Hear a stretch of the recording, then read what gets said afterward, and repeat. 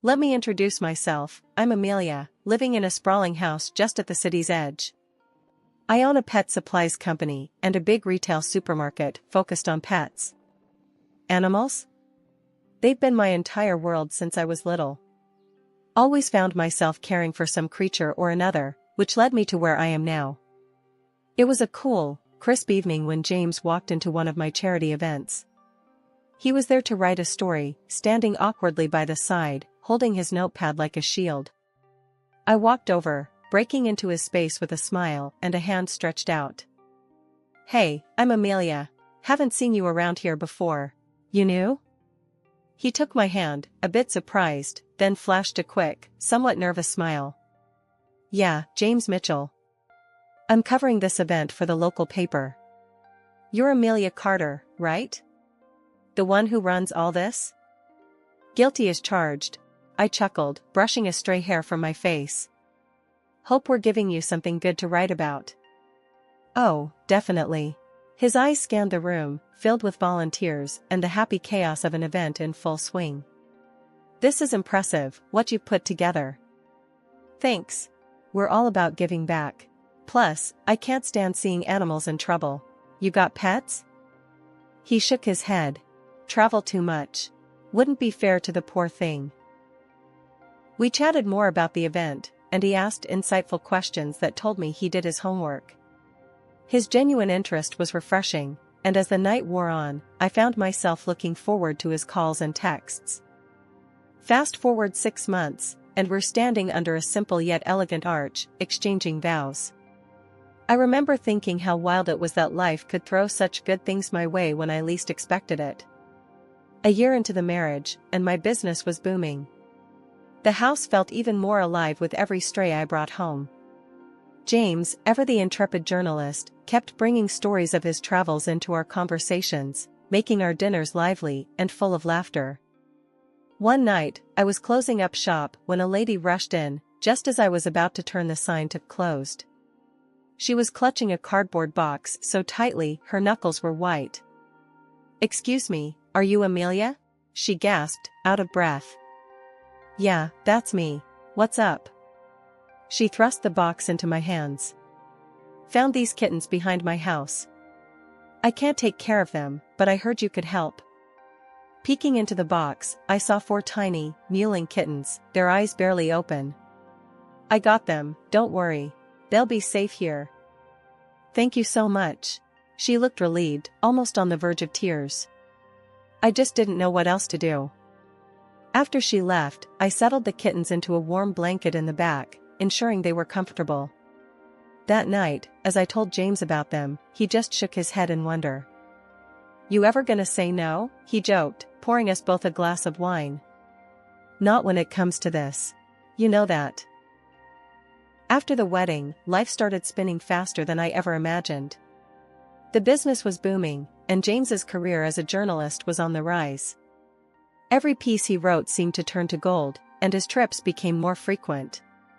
Despite the hectic pace, the day we found out I was pregnant was the day everything else seemed to pause, just for a moment. The positive test was like a beacon, cutting through the fog of our daily grind. "James, we're going to be parents," I murmured, my heart hammering in my chest as he swept me into his arms. "Yeah, babe, we are," he whispered back, his eyes bright with something like wonder. The pregnancy wasn't easy. Morning sickness hit me hard, and running the store became a daily challenge. James was supportive, always popping in when he could, bringing me ginger tea and those little crackers that were the only thing I could stomach some days. When Lily was born, it felt like a storm had passed, leaving the world shiny and new. But complications during the delivery cast long shadows. The doctors said I couldn't have more kids, a blunt statement that hung heavy between James and me in the sterile silence of the hospital room. James's disappointment was a quiet thing, but it stretched wide and deep. He tried to hide it, but sometimes I'd catch him staring out the window with a far-off look, or he'd be unusually quiet during dinner. "James, talk to me. Please," I'd plead, reaching for his hand across the table. "I'm fine, Mel, really. Just tired, you know?" But his voice would be flat, and he wouldn't meet my eyes. When Lily turned 1, it was clear she was the light of my life. She had my eyes and James's easy smile. Teaching her to walk, to say her first words, it was a joy unlike any other. But James, he was there but not really. He'd smile and play with her, but his smiles didn't quite reach his eyes. Lately, James had started taking more business trips alone and was often late coming home from work. This shift left me with quieter evenings, which I spent nurturing Lily. She was my little ray of sunshine in the increasingly gray days of my marriage. At just 5, she was already reading children's books and even little notes I left around, which I wrote to spark her curiosity and love for learning. Our bond was my solace. As for James and me, our relationship had cooled considerably. He had taken to sleeping in another room, claiming he needed to get up early for work without disturbing me. My attempts at conversation, trying to bridge the widening gap between us, were met with curt responses or tired dismissals. It was past midnight when I was jolted awake by Lily, her small hands shaking me urgently. Her face was lit with a mix of fear and excitement as she tugged at my arm. "Mommy, come quick. There's a baby outside, I couldn't bring him in, he's too heavy," she blurted out, breathless from either the run up the stairs or the weight of her discovery. I was half in a dream, not fully grasping her words. "A baby? Lily, it's probably just your imagination. Let's get you back to bed." But she was insistent, pulling me with more strength than I thought her little hands could muster. "No, Mommy, he's real. I saw him at the front door." Reluctantly, I followed her down the stairs, my mind racing. At the door, there it was, undeniable and shocking. A baby boy, wrapped snugly but abandoned in a portable cradle right on our doorstep. This was a first for me. I'd taken in countless strays, but a child? Lily was peering into the cradle with a curious gaze. "Look, Mommy, it's a boy. He's my brother." I knelt beside the cradle, my heart sinking. "Lily, sweetheart, this isn't our baby. Someone must have left him here by mistake." But Lily was persistent, her small face serious as she said, "No, Mom, there was a note. It said he's Daddy's son, so he's my brother." Before I could respond, James appeared, his face unreadable in the dim porch light. "What's all this?" he asked, his voice tinged with a forced casualness that didn't sit right with me. Lily was quick to answer, "Daddy, it's your baby. The note said so." James let out a stiff, uneasy chuckle. "You must have dreamt that, kiddo. There was no note." Lily's brow furrowed, frustrated. "There was. But now it's gone." James's eyes met mine, something fleeting in his glance that I couldn't place. He turned to Lily, his tone firm, almost harsh. "It's late, Lily. Go to bed now.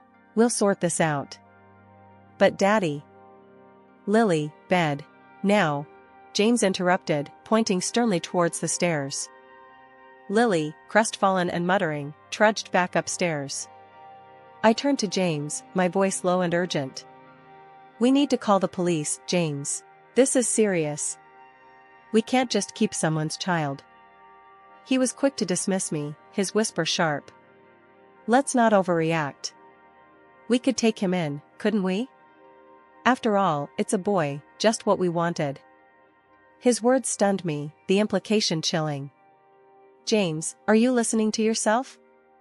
This is a child, not a stray pup that wandered in. We're talking to the police." His face darkened, and he stepped closer. "No police. We're not involving them. I'm going to bed." Once James retreated to his room, I managed to calm the little one. As he slept, I carefully snipped a few locks of his hair, planning to get a DNA test done. This wasn't a decision I took lightly, but my gut told me it was necessary. The next morning, I acted like everything was normal. I watched as James left for work, his demeanor unreadable. Once he was gone, I called the police. They came and took the baby to ensure he was cared for properly. That evening, when James returned and discovered what I had done, he exploded in anger, making a huge scene. "Why would you call them? We could have handled this ourselves," he yelled, his face red with frustration. His reaction only deepened my suspicions. I kept my calm, though, not letting on how much I already suspected. It's the right thing to do, James. That child could have a family looking for him, I said, trying to reason with him. His responses were evasive, spinning more questions in my mind. I decided then to reach out to a private detective. Meanwhile, I also realized we might need money for all these expenses, lawyers, detectives, who knew what else. So, I checked our joint bank account. My heart sank when I saw it nearly empty. $30,000, saved for Lily's education, gone. I confronted James over the phone. "Where's the money from our account?" "The $30,000? I asked, my voice firm, trying not to let the anger show. "Oh, that. I had to help my brother out, he was in some serious debt," James stammered, his explanation sounding rehearsed. Right then, I knew he was lying. Not wanting to show my hand just yet, I simply replied, "I see." But internally, I was seething. This confirmed my decision to hire the detective. With my personal savings, I took the baby's hair and some from James's comb to a clinic for DNA testing. The process was straightforward, but waiting for the results was agonizing. During that time, I tried to keep things normal at home, especially for Lily's sake, but the atmosphere was tense. 2 weeks later, I received the call from the clinic. The results were as I feared, the child was indeed James's son. I said nothing to James, waiting instead for the detective's report to see the full picture. A week after getting the DNA results, I met with the detective. James had an affair with a woman who then gave birth to his son. They had planned to be a family until she met someone wealthier and decided to abandon the child with James, disrupting her new plans. The detective explained everything in a low, even tone, but each word was a hammer to my heart. "Once she found the other guy, your husband's son became inconvenient. That's why the baby ended up on your doorstep." With the address from the private detective in hand, I drove to the mistress's apartment, a mix of anger and disbelief churning inside me. The whole ride there, I kept thinking about the baby, about James, and about the betrayal that had unfolded so shockingly. When I arrived, I didn't even hesitate at the door. I knocked sharply, my heart pounding in my chest. The door swung open, and there he was, James, looking like he'd seen a ghost. The color drained from his face when he saw me.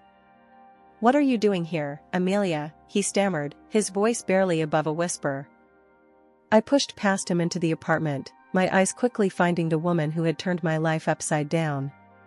She was as I imagined, only now wearing a panicked look as she saw me. "I'm not here to cause a scene," I said, my voice cold and steady. "I just want to know one thing.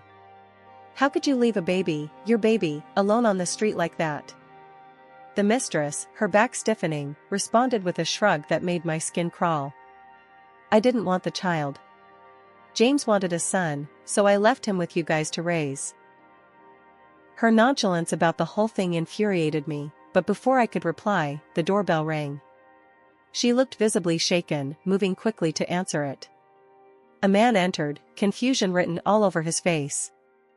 "Who are these people, Julia?" he asked, his tone cautious. Julia, the mistress, forced a nervous laugh. "Oh, they're just some friends. They were just leaving." But I couldn't let this go, not now.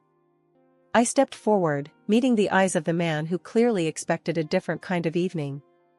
"I'm James's wife, and this is our life she's been meddling with. She left her newborn with us because she thought she could get rid of the baby that easily when she found you," I said, the words bitter as they came out. The man, now pale, turned to Julia. "Is this true?" She opened her mouth, then closed it, no lies coming to her aid this time. The man's face hardened as he looked from her to James and then back to me. "I want no part of this," he said, and without another word, he was gone, his footsteps echoing down the hall. James tried to reach for me, his hands outstretched, pleading. "Amelia, please, I can explain. There's nothing you can say that will fix this. I'm filing for divorce." I cut him off, my voice trembling not just with anger but with a profound sadness. Julia's eyes were on James now. "Don't leave me, not now. We can be a family, with our son," she begged, desperation coloring her every word.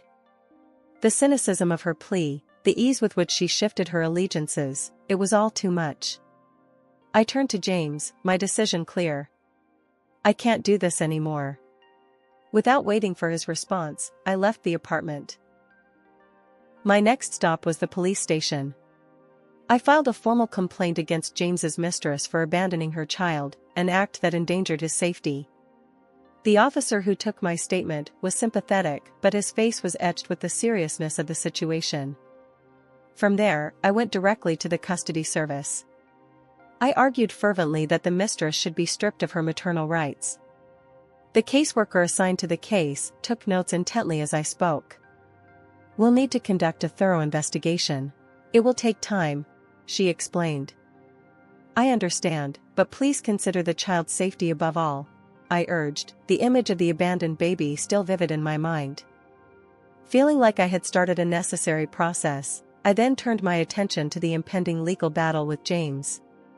I contacted a lawyer, one recommended by my best friend who had gone through her own divorce. The lawyer, Mr. Green, was a stout man with a no-nonsense demeanor that immediately made me feel I was in capable hands. "We'll need a strong strategy, especially if you're seeking financial compensation and custody," Mr. Green said during our first meeting. "I want to ensure my daughter's future is secure, and I want back every penny James took from our joint account," I declared, my voice steady despite the turmoil inside.